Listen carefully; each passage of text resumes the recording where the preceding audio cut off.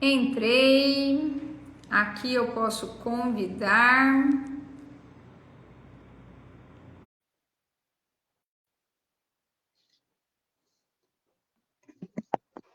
Convite feito.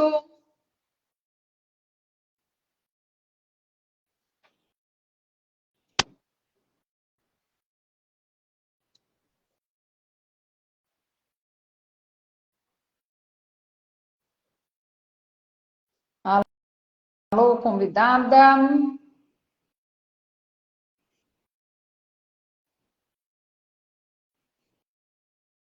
Alô, alô. Deve estar conectando, eu já aceitei.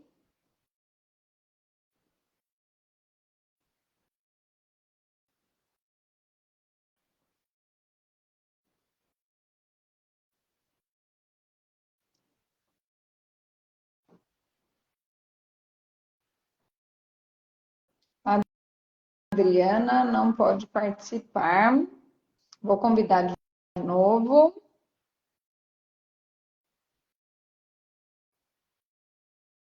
Vamos ver se agora vai dar certo. Entrou.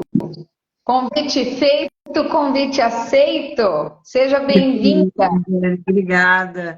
Agora eu não estou te vendo aqui. Tecnologia está nos enganando. Você está me vendo, Então, né? a hora que eu te convidei, eu acho que você virou a câmera agora. Você estava certinho, agora apareceu. Sim, mas eu me vejo, mas eu não vejo você. Aqui para mim está aparecendo nós Tá duas. ótimo, então. Então tá bom. Seja muito bem-vinda à minha primeira live. Não teria como ser diferente. Eu tenho feito muitas primeiras coisas no intervalo muito pequeno de tempo e estar numa live com uma convidada, não teria como não ser você minha primeira convidada. Eu estou muito Que feliz de honra, estar que aqui. honra. Pra... Eu estou honrada, estou muito feliz mesmo. Então, e a gente vai falar do que a gente mais faz, que é trabalhar, e é trabalhar com gestão. A hora que a gente começa a conversar, a gente só sabe falar disso. Então, a gente vai bater papo disso aqui. Ô, Adriana, a gente está junto há 20 anos e eu fico muito temerosa em te apresentar e deixar de falar algumas coisas que são muito importantes. Eu queria pedir que você se apresentasse. É difícil a gente se apresentar, né? A gente sempre tenta resumir o que é importante para as pessoas que estão com a gente, né? Nós somos amigas há exatamente 20 anos, né, Dani? A gente se conheceu em 2003 e foi engraçado. A Dani estava fazendo um workshop num hotel que eu estava passando o fim de semana e sem pretensão, as duas despretensiosamente, eu fui te ouvir e imediatamente me apaixonei por você, né? Pela sua cabeça, pela sua sagacidade, que eu falo sempre, pela sua atenção genuína com as pessoas, o cuidado. Então, eu acho que todo mundo que está aqui com a gente nos conhece, né? Eu sou uma menina, filha do pai, né, que começou a trabalhar muito cedo com o pai, e eu gosto de começar me apresentando assim, porque quando eu falo que aos 6 anos de idade eu ganhei uma viagem de caminhão com meu pai para uma fábrica de cervejas, fica mais fácil de eu me apresentar, né? Comecei a trabalhar aos 13 anos na distribuidora de bebidas do pai e sempre fui uma menina curiosa, sempre curiosa com ferramentas de gestão ou com coisas da vida. Com isso, eu acabei fazendo 2 faculdades, fiz 2 pós-graduações também e 2 MBAs. Sou distribuidora Ambev aqui em São José do Rio Preto, com uma família de sócios, né? Aliás, desde 2007, duas famílias que fazem parte da sociedade, trabalham na empresa Joaquim, Ricardo e eu como diretores, mais 330 funcionários. E sempre, desde muito nova, gostei de associativismo. Acredito que a soma dos tijolinhos nos torna fortes e do tamanho do poder público, por exemplo. Então, eu tenho isso muito comigo. E por conta desse meu acreditar, na época, muito intuitivamente, acabei passando pelo Alarme, pela Confinar, da qual estou até hoje, né, Confederação Nacional das Revendas Ambev. Fui presidente da Associação Comercial, sou presidente do conselho hoje, e diretora da Conebel, né, com muita honra, fui presidente da Alarme, né, Associação Lar de Menores aqui em Rio Preto, que me deu uma experiência aí para o que é o terceiro setor e tal.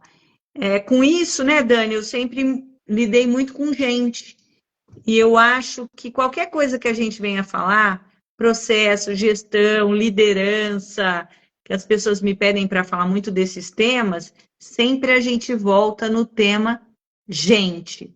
E por isso que eu acho que nós nos damos tão bem, né? Porque você é uma especialista, você é uma pessoa muito atenta a esse assunto, além de ser muito estudiosa, você é muito atenta com essas novidades que o mundo está nos apresentando. Por isso que eu acho que a gente gosta tanto de se falar e por isso que eu estou tão honrada de estar aqui hoje. Muito obrigada. Uma apresentação que eu não conseguiria fazer e eu acho que vai, mesmo na essência, para a gente poder entender que nunca é por acaso que a gente trabalha com o que trabalha, né? E se tem uma frase que eu lembro sua muito, e talvez date de 20 anos, e é algo que é presente até hoje na sua forma de pensar, é a questão do senso de urgência, né? Não deixe para depois. Tem que trabalhar com senso de urgência. E isso dá ritmo, isso faz a gente conseguir cumprir meta, isso faz a gente conseguir entregar. Então, é algo que é de DNA mesmo, né? Mas aprende também, né, Dani? Eu acho que a história do senso de urgência é uma coisa que provavelmente eu já tinha dentro de mim intuitivamente, desde criança. Eu lembro que quando chegava o último dia de aula, a gente recebia a lista de material escolar para o ano seguinte. Eu fazia minha mãe na Livraria Martins, em Rio Preto, para comprar o material naquele dia. E no outro dia, dia 1º de dezembro, eu já tinha todos os cadernos do ano seguinte encapados. Então, eu já tinha isso dentro de mim. Mas eu aprendi a definição disso realmente no mundo Ambev, né? É das molas propulsoras assim da cultura da companhia, é realmente senso de urgência. E aí a gente vai aprendendo como fazer com isso, né? Eu tenho uma tarefa a cumprir, eu tenho alguma coisa para fazer, eu tenho que fazer com foco e para tirar da frente, né? E eu consegui realmente focar no que é importante. Muito bom. A gente está aqui para bater papo, então eu estou propondo assuntos, mas eu acho que a gente pode conversar tranquilamente, esquecer que a gente está em live. Que bom. Até porque a gente não ia conseguir fazer diferente, né? Eu acho que é isso. E assim, estar no online é uma forma talvez de aliviar uma angústia que eu acho que a gente compartilha também, que é do quanto tem algumas dores que hoje estão mais eminentes na gestão de pessoas do que estavam antes, né?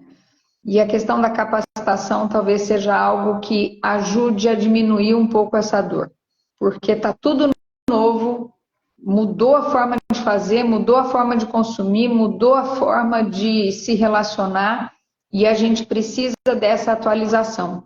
Então, eu entendo que tem algumas coisas que precisam ser revistas urgentemente na forma de trabalhar, na forma de olhar para o outro, na forma de se relacionar mesmo, e quem ficar preso àquele discurso, faz 30 anos ou há 30 anos que eu faço desse jeito, há 20 anos eu faço desse jeito, vai se desgastar muito e vai perder muito tempo.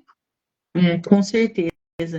E isso da capacitação é em tudo, né, Dani? Assim, tanto continuar a intensificar a capacitação nas equipes, né? Porque aquela história de capacitar tanto no conhecimento técnico quanto nas habilidades nunca vai parar, tem que ser intensificada, mas hoje em dia a gente tem que se capacitar enquanto líder, porque mudou tudo. E a pandemia trouxe isso de forma muito clara para a gente, muito intensa. A forma que nós liderávamos, mesmo as pessoas que tinham mais cuidado com as pessoas, que tinham o tal do cuidado genuíno com as pessoas, mesmo essas pessoas têm que se atualizar hoje, porque existe um mundo onde a gente ficou muito visível a necessidade de criar ambientes de segurança psicológica, por exemplo. Existe uma necessidade dos líderes aprenderem a se comunicar com essa geração que está chegando no mercado de trabalho e que também é diferente, ela pensa diferente, ela sente diferente. Então, para atingir os mesmos resultados de antes, a gente já tem que agir diferente, se atualizar enquanto líder. Imagina com tanta coisa nova acontecendo, né? Então, as pessoas consomem diferente. Se eu tiver uma insônia 3 horas da manhã, eu posso entrar aqui na internet e vejo lá alguém vestindo uma bijuteria bacana, eu compro 3 horas da manhã e está vindo de uma cidadela, de um distrito no Pará, e daqui 2 dias está na minha casa. Então, veja que a forma de consumir, de se comunicar, tudo mudou. Então, a necessidade da gente estar atento, se capacitando, se atualizando, está muito presente hoje. Lidar com as pessoas mudou tudo e está mudando muito rápido. E é delicado isso, porque a gente fala tá diferente, às vezes eu penso tá mais fácil, mas aí as pessoas, pode ser que a gente fale, mas não sei se é fácil, mas é novo. E talvez o estranhamento e a resistência, porque uma vez que somos humanos, somos vaidosos e a gente fica muito resistente em abrir mão do modo de fazer como a gente fazia e que teve sucesso e teve resultado. É o Gabrielão, lembra, né? Eu nasci assim, eu cresci assim, você sempre assim, vou morrer assim, né? Mas só que a morte está mais perto agora, porque não dá mais tempo, né? Não dá mais tempo. Não dá, e o jeito antigo, ele tá no viés, assim, além de deselegante e já se tornando invasivo ou algo que não é mais traduzido, né? É isso. Essa nova forma de gestão, ela fala de um respeito profissional, ela fala de uma humanização na relação e que não é assistencialismo, é promoção de saúde. Foi bom você falar isso, porque assim, esses dias eu estava num grupo de empresários, amigos, a gente estava até discutindo a história de que essa proximidade possa ser confundida com essa discussão do líder que pode mostrar sua vulnerabilidade. A gente teve uma discussão até pesada, interessante sobre isso, né? E o que eu acho é que, primeiro, o líder está vulnerável. Em alguns ambientes, em algumas situações, ele tem que, claro, tomar cuidado para demonstrar sua vulnerabilidade, porque ele pode deixar uma equipe inteira insegura. Mas, eu estou falando primeiro do líder, depois eu vou falar dele para a equipe. Mas trazer a equipe, por exemplo, numa tomada de decisão estratégica e pedir ajuda de forma que a gente vai colocar todos os insights na mesa, todos os fatos e dados na mesa para decidirmos juntos, engaja a equipe. E quando eu falo que o líder pode pedir socorro, é nesse sentido. É no sentido de compartilhar os fatos e dados para uma melhor tomada de decisão. Isso é uma coisa. A outra coisa é como os líderes lidam com as pessoas no dia a dia que estão mais frágeis, sim, mais vulneráveis, sim, podendo expor mais seus problemas psicológicos. E aquela história do... Como é que fala, Dani? Você que vai saber o termo do comando e... Tem um termo que o pessoal fala assim, voz e comando, que um manda e o outro obedece, só assim. Com essa geração não vai funcionar mais, né? Já não funciona. Então, assim, a história de trânsito, e que às vezes as pessoas também confundem um pouco, fica muito romantizado, e aí aparece que, mas isso aí tá muito romântico, não funciona. Você tem que saber equilibrar, né? As pessoas realmente têm que ter uma motivação para estar naquela empresa. Aquela empresa tem que ter uma motivação para existir. Qual que é a razão dela existir? Então, tudo isso é uma grande construção que quando a gente fala lá desde os valores da empresa, que você é especialista em fazer isso, quais são os valores que regem essa empresa? O que é inegociável para essa empresa? E depois, qual que é a missão dessa empresa? E missão, visão, valores e propósito não é uma coisa para escrever, para pôr no quadro. Perfeito. Ela já existe e está inserida na equipe. E você pode extrair isso da equipe, junto com a equipe, para as pessoas entenderem por que elas estão ali. E aí sim, a partir dessa missão, construir, por exemplo, metas claras e que facilita o caminho das pessoas. Você percebe que quando a gente fala isso, a gente vai falando muito de comprometimento, a gente vai falando muito de engajamento das pessoas, né? Mais próximo. Eu acho que é uma nova forma, é uma nova proximidade das pessoas dentro da empresa e que garante o engajamento. Você sabe que nessa vida, nesses 25 anos dentro de empresa, e eu me dei conta, porque a gente vai fazendo, e às vezes a gente não para ver o que faz. E eu me dei conta que o que eu mais fiz nesses 25 anos foi formar gestor de setor para ser gestor de pessoas. E é um equilibrar de pratos, porque a pessoa, ela sabe fazer a gestão do setor, do produto, da entrega. Porque no fim, né, Dani, todo mundo é gestor de pessoas. Mas não preparado para isso. Olha só. Exato, mas se você tiver um liderado, 2 ou 3 pessoas na equipe, você vai ter que fazer gestão de pessoas. E para isso você tem que se preparar. Porque, não, as pessoas achavam que gestor de pessoas era o cara do RH, era a pessoa do RH. E não é. Qualquer líder é gestor de pessoas. No fim, é sempre gente, independente do produto, dos processos, da estrutura da empresa. No fim, é sempre gente. Mas eles passam uma vida para se dar conta que eles também são gestores de pessoas, porque senão ele é o gestor financeiro, ele é o gestor de TI, ele é o gestor administrativo, sem se apropriar que ele faz gestão de pessoas, sim, com a mesma importância ou até maior do que a gestão do negócio que ele toca. É maior, eu acho. Eu acho que é maior, sim. E mais difícil, e mais complicado. Porque pessoas ainda não têm algoritmos, né? Então você não consegue controlar ou direcionar exatamente como as pessoas sentem. Você tem que ter realmente esse cuidado genuíno, se preparar internamente, desenvolver suas habilidades para você, por exemplo, aprender a perceber algumas coisas, a comunicar. Porque, assim, é interessante que o pessoal de comunicação, eu vi até o Bruno ali, que entrou agora há pouco, e ele é um especialista nisso. Comunicação é o que o outro entende, não é o que você fala. Se comunicação é o que o outro entende, não o que você fala da mesma forma com todo mundo? As pessoas são diferentes, você tem que falar de forma diferente, você tem que se comunicar de forma diferente. Gerar empatia, por exemplo, para gerar empatia, você tem que se posicionar de forma diferente de acordo com o que as pessoas sentem.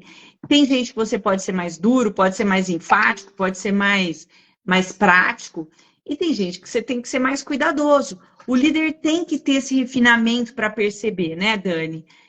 Isso é uma das coisas novas, eu acho, que da gestão de pessoas, né? Mais moderna, eu acho. E é sempre lembrar qual é a finalidade.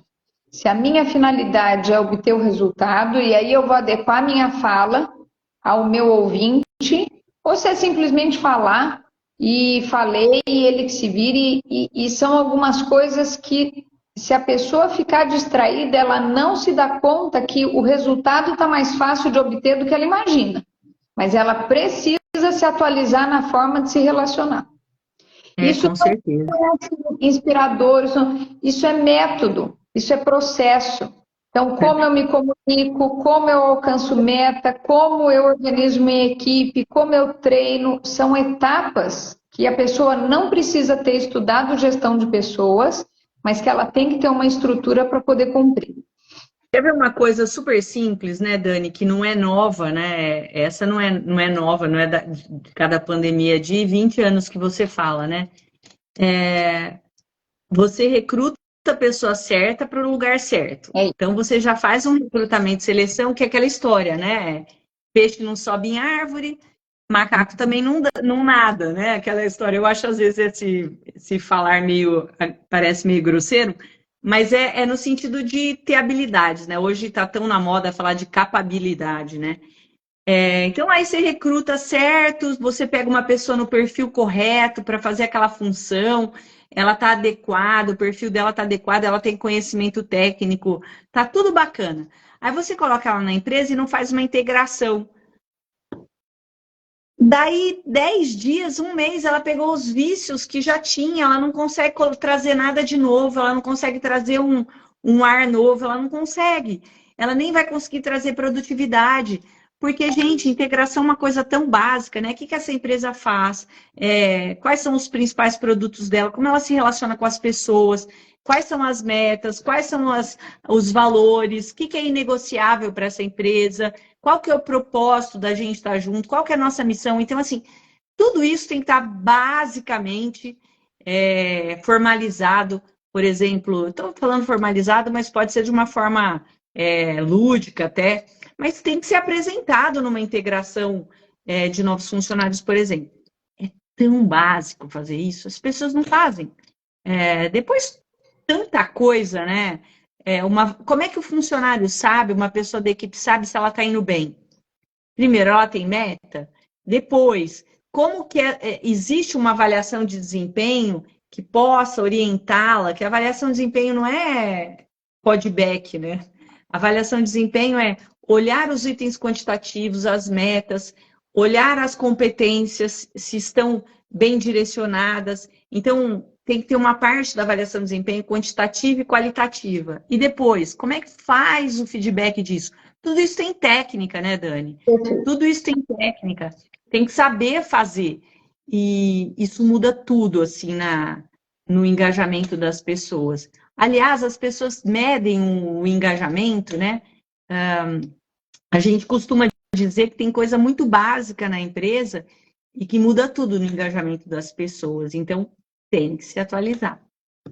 Tem que se atualizar, tem que entender que a prioridade do outro não é a nossa prioridade, tem que ter tudo desenhado claro para a pessoa poder entender aonde ela está e aonde ela pode chegar, para ela poder se localizar nesse contexto, para ela poder se identificar com essa empresa, entender que é uma empresa correta, porque além de ser, tem que parecer. E se não está organizado, a pessoa leva tempo para se encontrar. Porque para quem está, pode ser claro, para quem está chegando, até entender o que acontece, ela precisa ser apresentada para a empresa. Bem lembrado, bem lembrado. A gente costuma dizer que sustentabilidade, que agora virou ESG, né? ESG que está tão na moda, ela partiu do que há 20 anos a gente chamava de sustentabilidade. Sustentabilidade são 4 pilares, né? O primeiro é ética, o segundo é lucro, depois responsabilidade social e ambiental. E veja só, se você tem ética, se a sua empresa tem ética, você não tem que ter vergonha que a empresa precisa ter lucro. Ela precisa ter lucro, inclusive, para reinvestir, contratar novas pessoas, pagar seus impostos e depois ter responsabilidade social e ambiental, né? Social com a sua comunidade, primeiro, e ambiental com o planeta, né? E quando uma pessoa está numa empresa que, primeiro, é ética, ela já tem um grande passo para o engajamento. Agora, a gente tem que lembrar que os liderados não deixam as empresas, deixam os líderes, né? Então, assim, o que a gente está fazendo para realmente atrair e manter os talentos das nossas empresas, né? Hoje é um pouco mais difícil do que era há 20 anos. E o quanto essas empresas que ainda não entenderam que a base, o meio e o fim tem que ser permeado pelas questões éticas, o quanto essas empresas já estão fadadas. As pessoas não suportam mais um ambiente que não seja de respeito. Exato. E o respeito não é simplesmente o bom dia, o boa tarde. O respeito, ele está em todo o processo. Da hora que... Na verdade, né, Dani, o bom dia, boa tarde é cordialidade. Antigamente, a gente achava que o valor de uma empresa que pagava salário em dia tinha valor. Eu acho que há 50 anos todo mundo sabe que isso é obrigação, né? Então, um bom dia, boa tarde é ser cordial e é importante, ser gentil, é necessário, obrigatório, mas é mais que isso hoje, né? Criar um ambiente de segurança psicológica, onde se respeita a diversidade e inclusão, onde as pessoas podem respeitar, ter a garantia do respeito à sua individualidade, é um papel do líder. Mas nós temos que assumir que nós todos temos viés psicológico que a gente às vezes não sabe.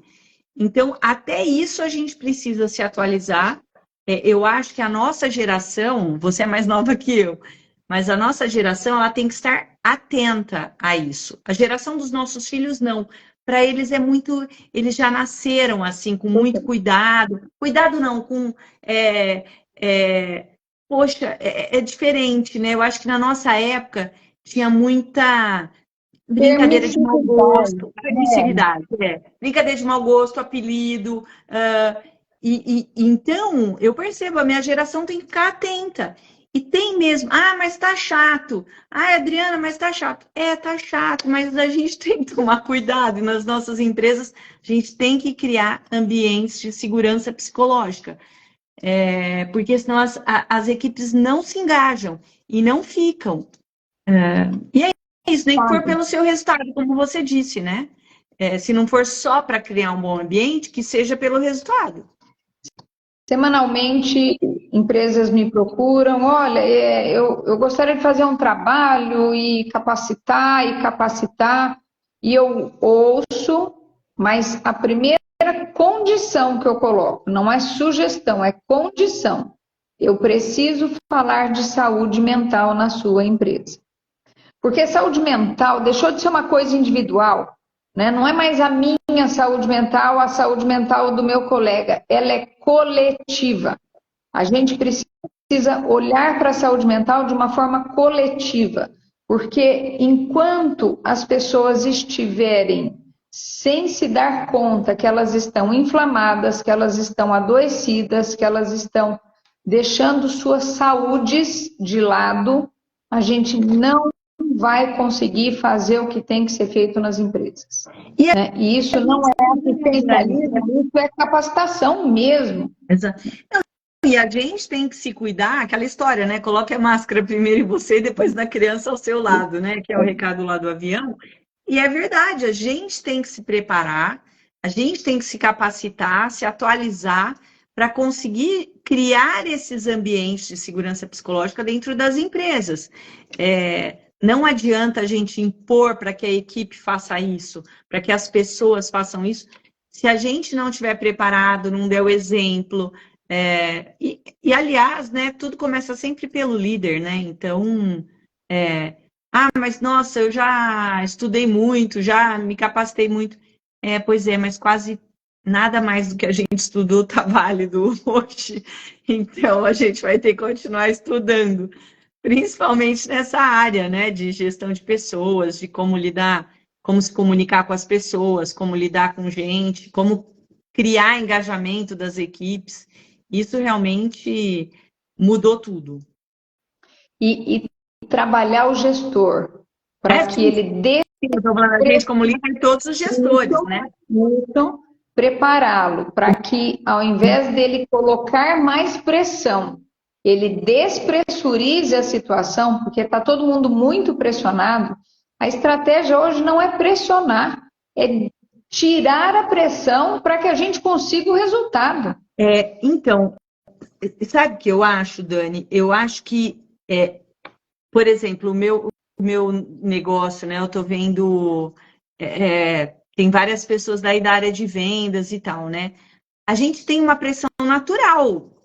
Todo mundo que trabalha na área comercial tem uma pressão natural, por bater meta, por vender, para atingir resultado e tal. Só que o que eu vi que mudou é a forma da gente colocar essa pressão. Porque quando você aperta o parafuso demais, sabe aquela história que a porca espana, né? Passa do ponto, né? Tá espanando. E o como fazer isso, eu tenho observado muito que nós tínhamos, por exemplo, há anos, a gente criava ambientes competitivos dentro da própria empresa. E aí a gente passou muito tempo, os últimos anos, virando o timão assim para criar ambientes colaborativos. Perfeito. Então, por exemplo, ter metas cruzadas, metas onde as pessoas têm uma grande meta comum, que é igual para todo mundo, de todas as áreas da equipe. E metas cruzadas, onde as pessoas têm que colaborar entre si para que todo mundo bata a meta, já é uma coisa que ajuda muito, porque um tem que colaborar com o outro. Porque já não basta a pressão de você chegar no fim do mês, tem que pagar as contas. E dessa ninguém escapa, né? De pagar as contas ninguém escapa, porque os boletos chegam. Então, já existe uma pressão. Agora, você já imaginou você estar ainda num ambiente hiper competitivo dentro da sua própria empresa? Não precisa. A gente pode criar formas de fazer ambientes colaborativos. Estou vendo a Nayara aí para a Cone da Conebel. Nayara, um beijo, querida. Lá, por exemplo, a Nayara está batendo palminho porque ela deve estar falando assim, né? Nossa, é verdade, lá eram como se fosse 3 empresinhas, e é verdade. As áreas, elas meio que competiam entre si, assim, para ver quem... E as pessoas sentiam orgulho de falar, tal área foi melhor que tal área. Hoje, a minha maior luta dos meus 2 sócios é fazer com que as áreas colaborem umas com as outras. E para isso, de novo, os gestores têm que estar preparados. Nós temos que preparar os gestores para isso. E a nova forma que as pessoas estão conseguindo ouvir, né? Se a gente não aprende a falar desse jeito, a gente não chega onde a gente tem que chegar, né? Tem mais um comentário aqui de uma escola também, que estão evoluindo cada vez mais. Muito bom também. Muito bom. É como, você sabe que a gente... olha, não é só empresa, né? Você vê, não é só empresa, né? Em outros ambientes. É a outra percepção. Independente de qual seja o seu negócio, o seu serviço, o seu segmento, é poder fazer gestão como empresa. Isso não é esfriar, isso é conseguir ter o resultado que precisa para continuar preservando aquilo que faz sentido, né? É isso mesmo. A gente conversa para a noite inteira, mas a gente precisa encerrar e já deixar um monte de assunto pendente para a nossa próxima live. A gente se vê em breve de novo. A Dani me perguntou assim, Dri, quanto tempo a gente vai conversar? Eu falei, para o resto da vida.